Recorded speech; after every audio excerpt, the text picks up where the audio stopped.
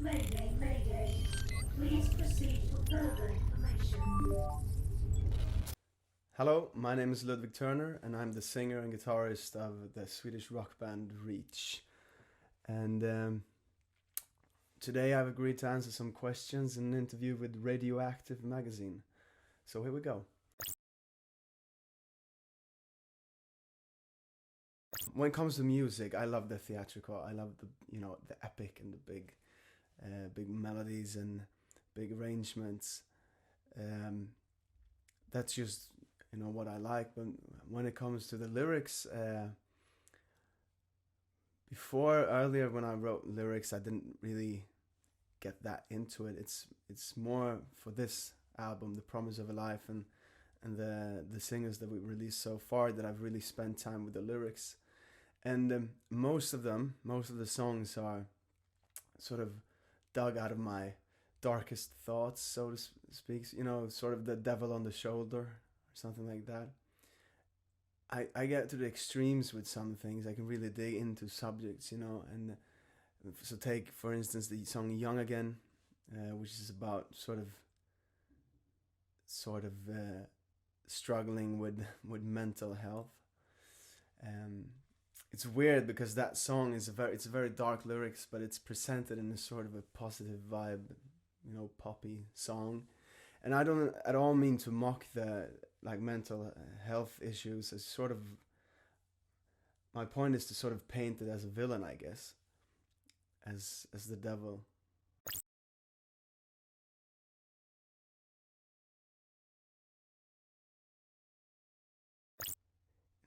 I haven't spent nearly enough studying this subject. I have thoughts, and but these are just my opinions, and I love to listen about people talking about it. And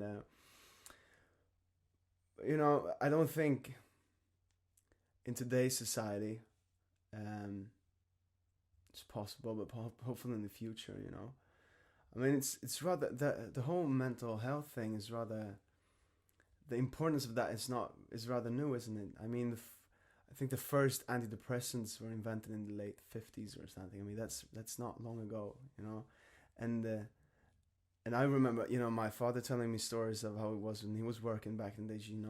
It didn't exist, mental illness. You just kept on working, which is not great, of course, but there's a sort of change in generation where, on one hand you just keep on working on, and on the other hand, in our generation, when kids take their lives, it's really dark. In Sweden particularly, we have really high rates of suicide, and especially amongst younger men.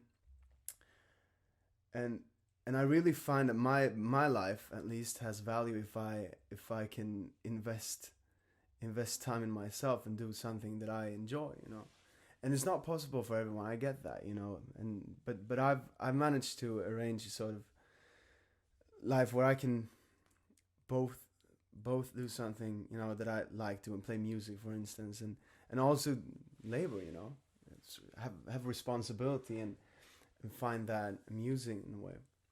So there's this balance, but it's not the same for me as it is for everyone else. I'm very aware of that.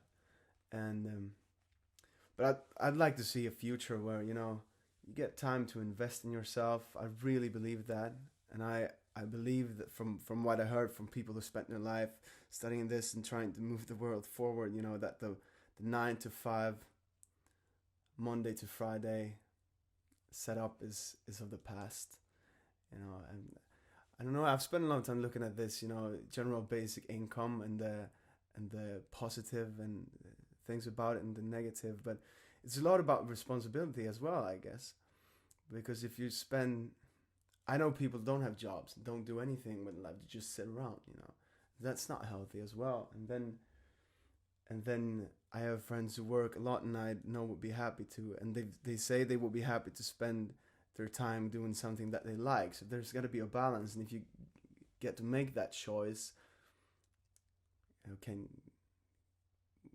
if you're responsible for that choice, would everyone make it work? I'm not sure.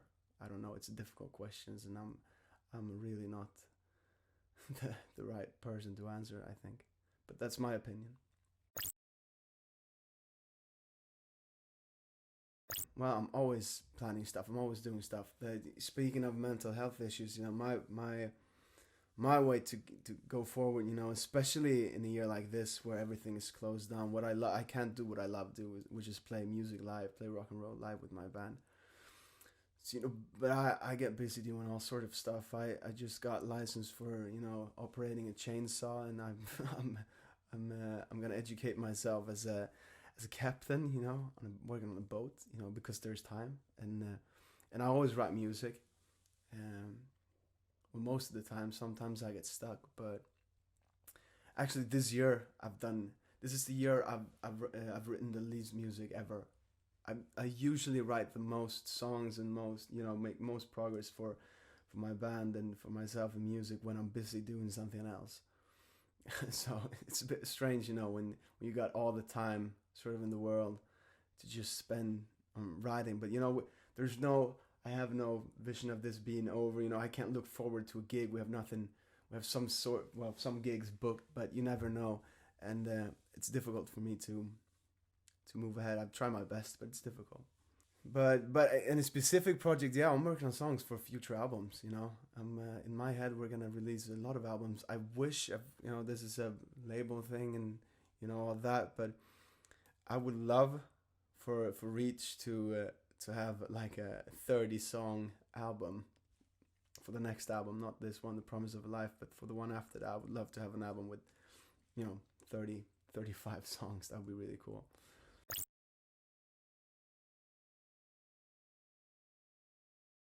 So we did the one that comes to mind was 2 years ago, I think. We were touring in Spain, just by ourselves and Reach. Me and Marcus and Sufjan were going around in a little car that we rented, and just like I did 10 shows or something, 11 shows, and we had this engineer, the sound guy of this venue. I think it was the third or fourth gig maybe. He we couldn't communicate and didn't speak that much English, and I didn't speak enough Spanish, as it were. And we had drama. I was like, I would like to have some, reverb and echo on my vocals in specific parts. There's just no way I was gonna explain to him exactly when in songs. So I just like put some reverb on the vocals and just keep it like that for the whole gig. He was like, yeah, no, sure.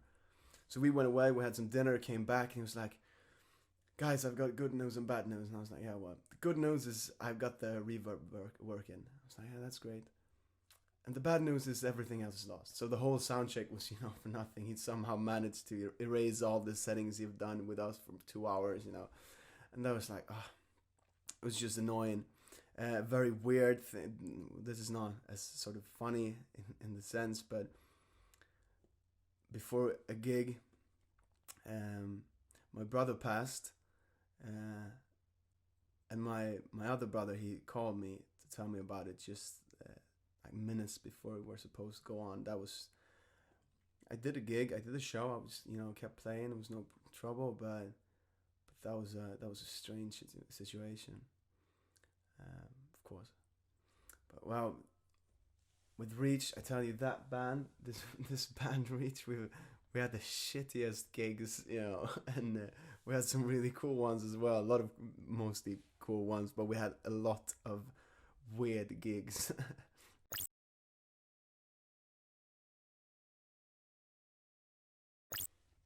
Well, right now I'd like to, I'd like COVID to disappear. That would be great, but I guess I could aim bigger.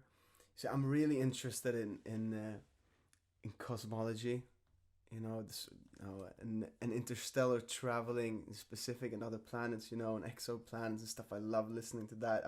I've spent a lot of time recently, well, specifically this year, listening to Roger Penrose talking about spinners and black holes and eons and stuff like that, and also Brian Cox and all these cool Neil deGrasse Tyson. There's a bunch of guys, I've really spent a lot of time listening to those. I don't know. And if I could change one thing in the world, I'd like so now it's exciting for me. That I don't want to aim too big, you know, like everyone should be happy, because it's, you know, well, it's a nice thought, but something that's a bit closer, I guess. I think it would be really cool during my life to experience, you know, sort of interstellar travel. That'd be so cool, man. If I could change one thing in the world, I'd change, you know, the restrictions on science, and, you know, the political influence. And wow, this is really weird, right? This is a super weird wish. You know, I'm gonna answer this. I just want everyone to be happy, okay?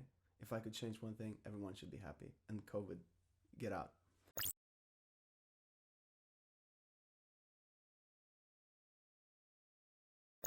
Everything changed when Sufjan joined the group. We're three best friends now playing music together. It's amazing, you know. I think that's why, you know, we argue, we never, you know, fight. We haven't been in any sort of disagreement. We've known each other for a long time, me, Sufjan and Marcus. And, you know, everyone brings something to the band. You know, I write a lot of lyrics, but that's such a small part of Reach, you know. And just what they do, for instance, I mean, Sufjan plays the bass like no other person I know, and Marcus is a hell of a drummer, and they give, because when I write songs, they don't sound at all what they do on the recordings. It's Marcus and Sufjan who makes them sound like Reach, you know. So yeah, Reach wouldn't be Reach without any of us, you know. It's we make the band, all of us. Thank you. Mayday, mayday. Please proceed for further information.